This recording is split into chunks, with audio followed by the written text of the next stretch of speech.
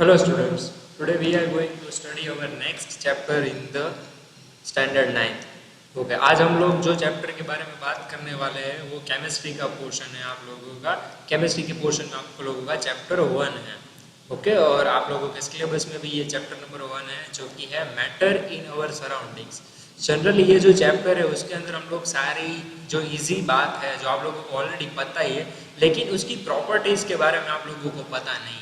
Generally उसके ideas आप लोगों को नहीं है कि उसकी प्रॉपर्टीज़ जो है वो ऐसी क्यों है। तो जनरली उस सारी चीज़ों के बारे में हम लोग आज स्टडी करने वाले हैं। So first of all we are starting from the what is a matter. अगर कोई भी पूछे कि भाई मैटर इन अवर सराउंडिंग्स का चैप्टर आप लोग पढ़ रहे हो तो मैटर यानी कि है क्या। तो मैटर यानी कि मटेरियल, कोई भी मटेरियल जो है जो आप लोग देख रहे हो, यानी कि मेरे हाथ में जो ये पेन है वो पेन भी एक मटेरियल है, ये मैं जो यूज़ कर रहा हूँ लैपटॉप भी एक मटेरियल है, चाहे फिर वो ये मेरे पास ये बोर्ड है या फिर बेंचेस है, ये सारी चीज़ें जो है we can easily say that it is an material.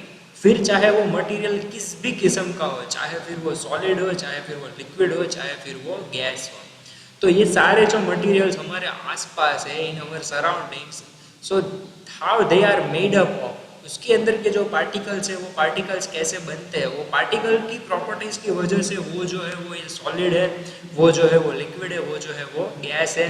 फिर हम लोग देखेंगे कि टाइप्स ऑफ कन्वर्जन की प्रोसेस जो हो रही है, जो आप लोगों को पता ही है कि भाई सॉलिड जो है वो लिक्विड में कन्वर्ट होगा, लिक्विड जो है वो गैस में कन्वर्ट होगा। तो ये सारी कन्वर्जन की प्रोसेस देखेंगे, कौन सी कन्वर्जन की प्रोसेस को क्या कहेंगे वो भी देखेंगे हम लोग इस चैप्टर के अंदर। सो बहुत ही ईजी चैप्टर है ये वाला। ओके आप लोगों को बहुत ही मज़ा आएगा। सिर्फ हम लोगों को ये ज़्यादा देखना है कि भाई पहले तो पार्टिकल्स क्या होते हैं, बाद में देखेंगे कि पार्टिकल्स की प्रॉपर्टीज़ क्या होती है, और फिर उस प्रॉपर्टीज़ की वजह से उसको हम लोग किस के अंदर डिराइव करेंगे कि भाई वो सॉलिड क्यों हुआ, वो लिक्विड क्यों हुआ और वो गैस क्यों हुआ। तो बहुत ही इजी चैप्टर है, let us begin. Okay so first of all what is the matter, that matter is anything which occupies space and has a mass. तो मैटर सबसे पहले तो क्या है कि भाई एक ऐसी चीज़ है, यानी कि जो क्या करता है, कोई भी जगह रोकता है यार उसके पास, या तो कोई भी मास है। तो जनरली जिसके पास मास और जो भी जगह रोकता है, ओके दोनों चीज़ जिसके पास होती है वो जनरली क्या होता है, matter. And we can easily say that it is the scientific word for the material. We can easily say what is the matter, then it can be derived as the material. Okay. अब classification करते हैं कि भाई classification जो है वो कितने कौन सी कैटेगरीज में मैटर का होता है। तो generally 3 basis on the physical properties, 3 categories में हम लोग इसको डिवाइड करेंगे। सो फर्स्ट है वो सॉलिड है, सेकेंड है वो लिक्विड है, और बाद में है वो गैस है। बट अब देखते हैं कि इसके अंदर जो क्लासिफिकेशन दिया गया है मटेरियल का वो कौन सी चीज़ों के ऊपर दिया गया है। सो सबसे पहले every Indian philosopher has classified the form of 5 basic elements. तो आप लोगों को पता है कि हमारा जो अर्थ है वो 5 तत्वों से बना हुआ है। तो जनरली वो जो 5 एलिमेंट्स है उसको भी हम लोग क्या कहेंगे, पंच तत्व। पंच तत्व जो से बना हुआ है उसमें हम जनरली कौन सी कैटेगरीज को डिवाइड करेंगे, एयर, अर्थ, फायर, स्काई और वाटर। ये आप लोग याद रख सकते हो कि हवा, पानी, जल, वायु और हवा, पानी, पृथ्वी, जल और अग्नि, ये 5 तत्वों से हमारा क्या है, हमारा मटेरियल, यानी कि हमारी आसपास का जो एनवायरनमेंट है, हमारी जो ब्रह्मांड का यूनिवर्स है उसमें ये 5 जो चीज़ें हैं वो जनरली प्रेजेंट है। फिर फिजिकल स्टेट के ऊपर से हम लोगों को पता है कि मटेरियल जो है वो कैटेगराइज हुए हैं सॉलिड, लिक्विड और गैस के अंदर। केमिकल कंपोजिशन के ऊपर से मटेरियल जो है हम लोग क्लासिफाइड कर सकते हैं सब्सटेंस और मिक्सचर के अंदर। नाउ सब्सटेंस और मिक्सचर क्या है उसके बारे में हम लोग देखते हैं कि भाई सब्सटेंस जो है वो मे बी एलिमेंट्स भी हो सकते हैं और मे बी कंपाउंड्स भी हो सकते हैं। अब सब्सटेंस यानी कि क्या, तो सब्सटेंस यानी कि कोई भी पार्टिकल्स, एटम्स जो कि है उसमें एलिमेंट्स भी कैटेगराइज होंगे और उसमें कंपाउंड्स भी कैटेगराइज होंगे। जब आप लोग 3rd चैप्टर के अंदर पहुंचोगे तब आप लोगों को पता चलेगा कि भाई एलिमेंट्स क्या होते हैं और कंपाउंड्स क्या होते हैं। अब तब हम लोग देखेंगे कि एलिमेंट्स होते हैं वो जनरली कौन से एलिमेंट्स होते हैं, कि किस तरह से एलिमेंट्स को कैटेगराइज किया गया है। उसके बाद हम लोग कंपाउंड्स के बारे में स्टडी करेंगे कि कंपाउंड्स जो होते हैं वो जनरली क्या होते हैं। Okay then what is the mixture. Mixture जो होते हैं वो जनरली 2 टाइप्स के होते हैं, होमोजीनियस मिक्सचर होते हैं और हेट्रोजीनियस मिक्सचर होते हैं।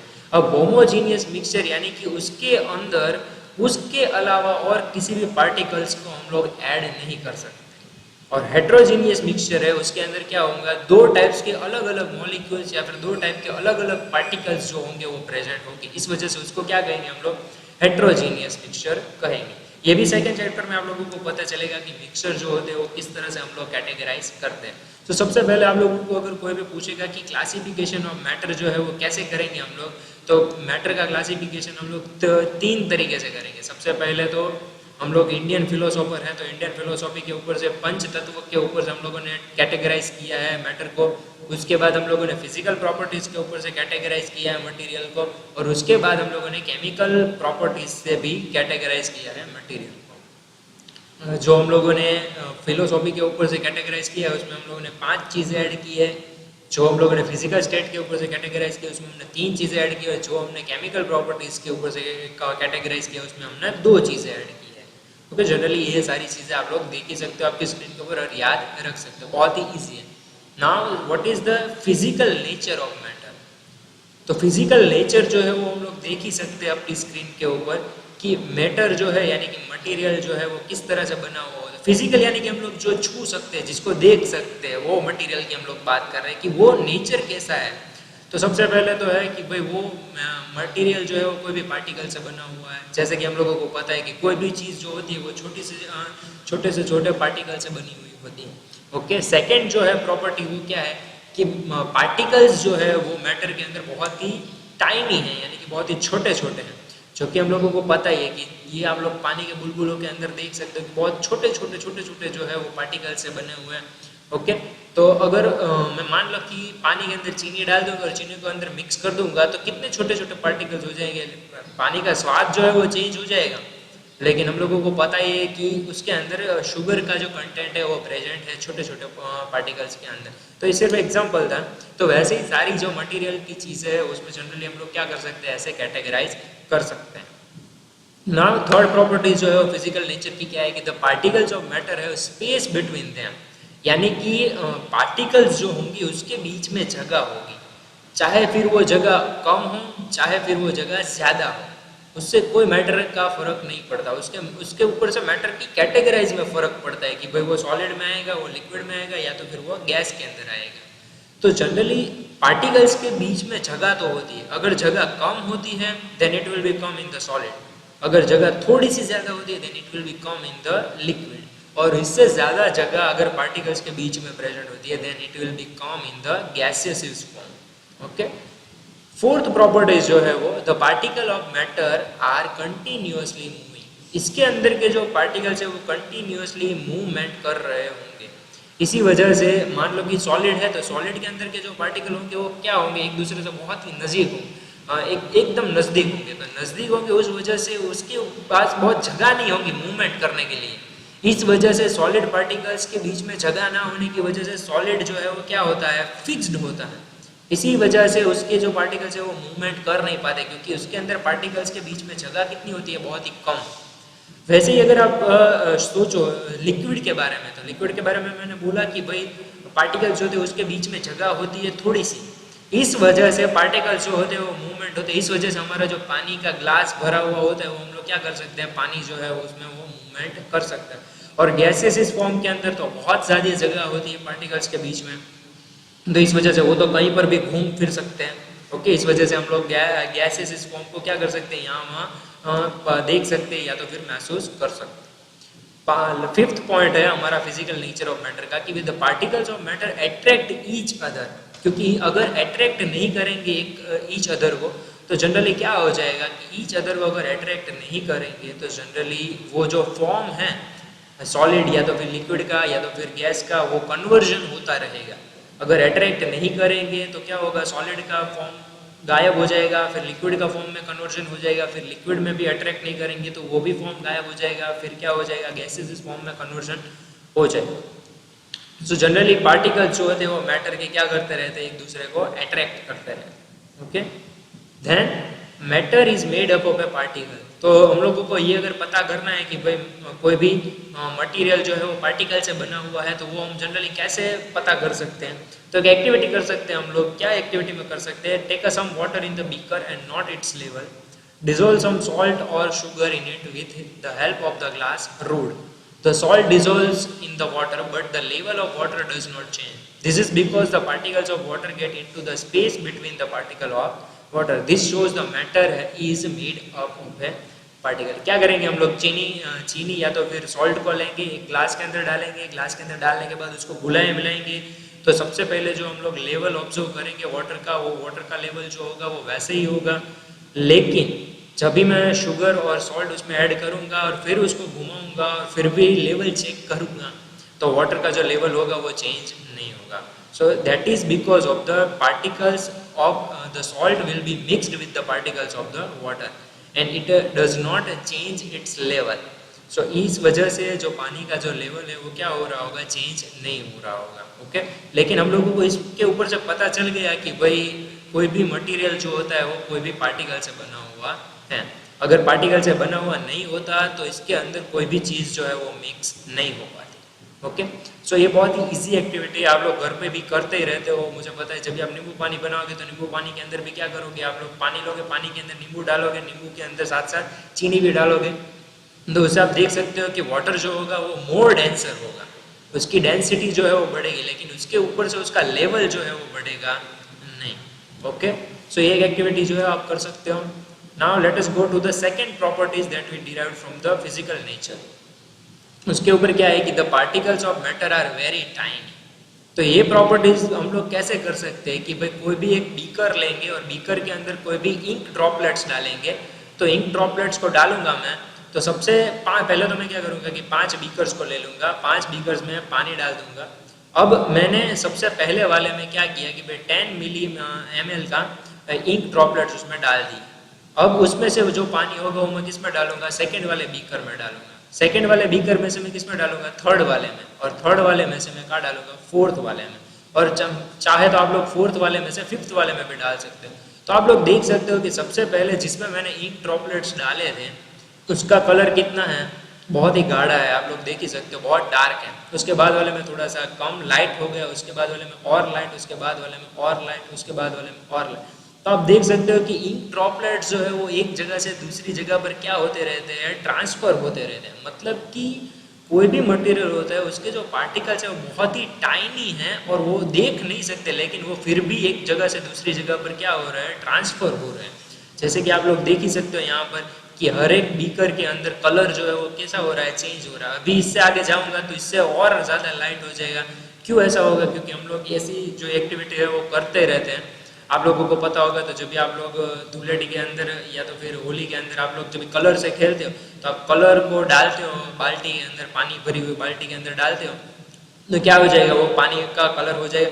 फिर अगर उसी पानी वाली बाल्टी को अगर आप दूसरे क्लीन वाले पानी के अंदर डालोगे तो क्या हो जाएगा, थोड़ा सा जो डार्क हमारा कलर बना था उससे ज़्यादा क्या हो जाएगा, वो लाइट कलर बन जाएगा। तो इस वजह से जनरली क्या होगा कि हमारे जो पार्टिकल्स है वो एक जगह से दूसरी जगह पर ट्रांसफर हो रहा है, लेकिन हम लोगों को दिख नहीं रहा है।